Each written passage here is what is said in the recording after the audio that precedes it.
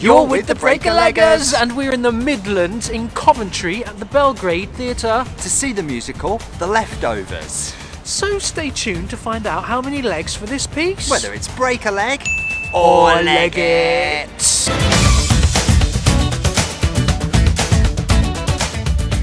As usual, before you amazing people go any further, to make sure you've always got your fingers on the theatrical pulse for honest theatre news, reviews and interviews, hop down and hit subscribe now. Hit subscribe now, comment below about any shows you are excited about, become part of our Lego Theatre community. Yeah, maybe you've seen this show, it's been on a UK tour, so perhaps you have. If you have, hit like, we'd love to hear from you, leave us a comment too. So the Leftovers, you say it's been on tour? It has. It's a comic and emotionally charged new musical from Sheep's Soup Productions. Say that again. Try saying that 5 times fast. Sheep Soup.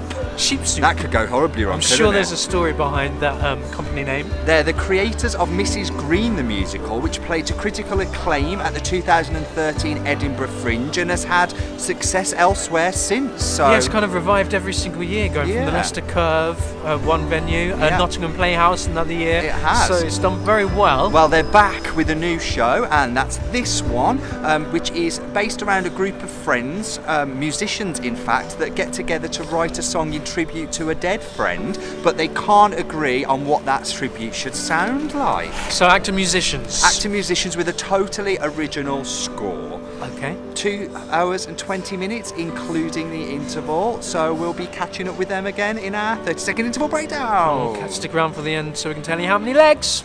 We've come to the interval of The Leftovers on tour, currently here at the Coventry Belgrade, which means that it's time for the Breaker-Leggers 30-second interval breakdown.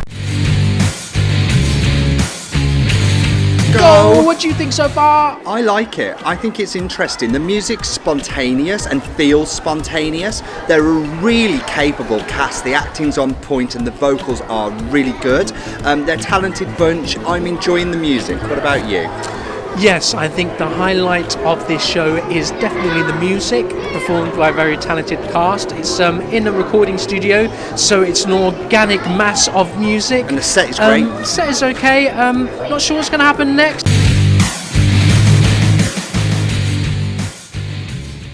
We've come to the end of The Leftovers here at the Coventry Belgrade. So, what did you think of that? Well, let's start with positives. Positives are the cast, a cast of 5 people, vocally fantastic. I guess the premise of the story is someone they all know and in parts admire and have had relationships with has died, and they are wanting to create an album, so it's set in a recording studio and they're all putting forward their ideas and busking music. So in terms of musically, the music element of it is its strong point. Really rich songs. It's quite organic in the way it creates the music. The harmonies are fantastic. It's just great when you have actor musicians who pick up instruments and make a live sound. Yes. It sounds crazy, doesn't it? But there's just something really and definitely when you're dealing with the emotion of loss as well, I think music really amplifies emotions anyway. And I've got to say, you touched on something quite important there where you said it felt quite organic. The piece has actually come about by a group of people, creatives, coming together with a blank page attitude in order to create a piece of musical theatre about loss. Okay. And you are literally seeing that on stage, you know, there are these people. It's life imitating art, imitating life. And it is joyous to watch, because even though they are acting now and it is a scripted piece, it still feels spontaneous. It still feels like they are coming at it afresh, and that was really enjoyable to watch. Yeah, it's almost like the musical once, in terms of you're creating music. One person sings a line and someone kind of strums a guitar, then before you know it someone has gone to the piano, then someone's joining with harmonies, then someone's grabbing some strings, and it's building. It's a jam session. And it's a jam session, but it's structured and it's built, which is lovely. Absolutely. So that's the good sides. How about you? Yeah, I mean, I absolutely agree. I think the music in isolation is actually the best thing about this show. A slight issue I have with the music is when you hear a song by a popular artist, say you hear a song on the radio, you don't necessarily know what that artist's intentions were when they have created that song. You can project, therefore, your own emotions onto that song and make it your own. In this piece, you are being told the reasons for that song, you are being told the reasons for that music, which for me just set me back from it somewhat in relatability. It was really nice to listen to, but I feel like if I'd have heard those songs without a narrative and without the story, and I was able to put my own emotions to them, they probably would have resonated even more. Interesting. Now let's go to the not so good things about the piece. Yeah. And I've got to say, for me personally, it's just the book. It's the bits that hinge the songs together. There was no driven narrative. It was just people occupying a space together. I think there was a 10-minute moment, 20 minutes from the end of the second act, when there was actually some kind of sense of heightened drama. Yeah, some kind of something going on that I was like, okay, now I'm interested in this, in what's going on.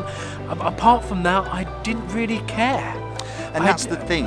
A lot of the character development comes from them sort of telling their relationship with the deceased, with how they felt or how the deceased made them feel. And as they've painted a portrait of that character, but you never see that character, and you don't get the joy of seeing a reaction to what they think about that person and what they think about them. It just all feels a little bit lost in the ether. It's a hard thing to get an audience to care about something and someone when we've never been introduced to them. Yes. We're being dropped into this moment with no backstory. We are watching people's loss in a way, but you're asking us to care straight away, and that's such a hard thing to sell to an audience to buy into. Yeah. And that's as a backdrop, first of all, but then the actual book didn't do anything to develop that for me. There are elements of, there are other pieces that have that sort of theme where it's a grief-stricken situation and they're talking about someone that is absent, that actually do this a lot better.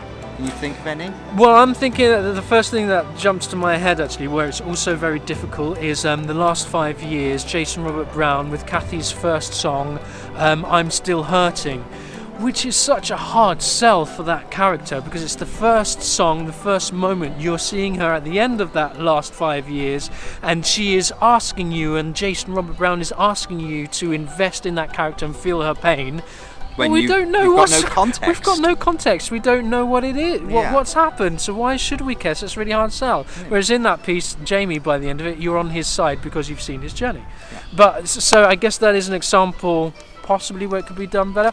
Anyway, that's just the piece. It was performed fantastically well. Yeah. Let's talk about the cast. I've got to say, the cast without exception are phenomenally talented. Vocally brilliant. It's got to be said. I mean, the one character that doesn't actually sing very much, that has beautiful comic timing, is the character of Russ, played by Tim Murphy. Yes, I'm so glad you came to him first. He's kind of like this bohemian drummer who's just got plenty of experience, more of a muso, and he just had great comic timing, as you said, just a really grounded character. I loved him. Utterly believable from the moment he walks on stage. Real believability. I thought that was lovely.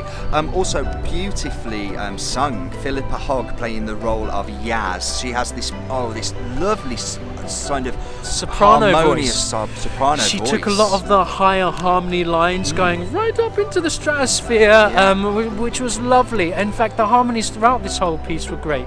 Also, Ben Welsh, who plays Jim, he is sort of the rather flamboyant, shall we say, creative, who's putting this whole thing together, but also a fantastic musician with a great voice, a real listenable voice. I want to hear more of him sing. He was great. I would almost say he had like a bit of a sensual soul voice. There's almost Sam like Smith about him, I thought. You know that sort of... I almost thought it was a bit of a gay man, but trapped inside was the soul of a Barry gospel rebel diva. No, the opposite. Oh. Like Aretha Franklin? Yeah. Oh. I kind of real soul. I loved it. That's a lovely compliment. tone. You're a gay white Aretha Franklin. Well done. There you go. Amazing.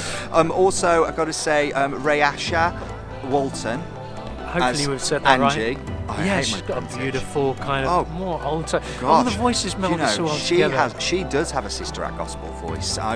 She would be great in that role. She had a lovely number at the end of the first act, which was really grounded and just very emotional. Lovely, really well performed. And we must not forget by any stretch the character no Hayley, mean least, played by Sarah White. Hayley was, who is the artist. She's the famous person that's come on board because the deceased loves her music, so she's agreed to get involved with the album that is in her memory. And you know what, again, believability, I could see her as a star. You know, give her a guitar, kind of a Joni Mitchell almost character. Yeah, great sort of folksy bluesy voice. Loved her.